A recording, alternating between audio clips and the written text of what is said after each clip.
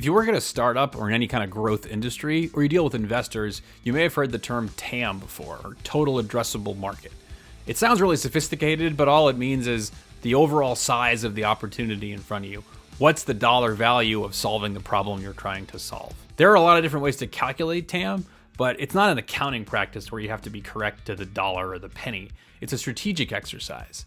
Getting the TAM exactly right isn't as important as understanding all of the assumptions you're putting into your TAM, because you're going to use those assumptions to make decisions. There are a lot of different ways to calculate TAM, and they might make more or less sense depending on what you're thinking about selling. But one really simple way to do it is simply to take into account all of the solutions you can think of that people use today, and then how much money they spend on those solutions every year. In this case, this is a really simple model that takes a certain number of people purchasing one of two solutions and multiplies it by their yearly spend in that solution. It also has a third bucket for people who don't buy anything yet to solve the problem, but would if the price was low enough.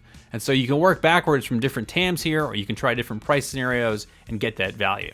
Even a pretty high-level TAM analysis like this is more than what a lot of people do, which is Google what is the TAM of industry X and then stick it in a slide. At least if you do it this way, you'll understand what your assumptions are and where they're coming from. That way, if someone objects to them or you find that they're not true, you can adapt really quickly and understand what you're talking about. Still, you may find extra detail or granularity you want to include in your TAM analysis depending on what your business is. In this case, a more detailed version of that same model we were just working with would look more like this, where we've actually added a third bucket for another solution, and we've expanded the options in no solution so that we have a group for people who specifically don't want to buy something unless it costs a certain price, and another bucket for people who actually are willing to pay a ton of money, but for something a lot more complicated and custom. Under each solution, we've also added buckets for different types of buyers. So not every buyer of the same product is the same kind of person, nor do they spend the same amount of money. So for solution one, we have individuals who pay a certain price. We also have businesses who pay a different price. And then we have different numbers of each of those. We have lots of individuals and a smaller number of businesses.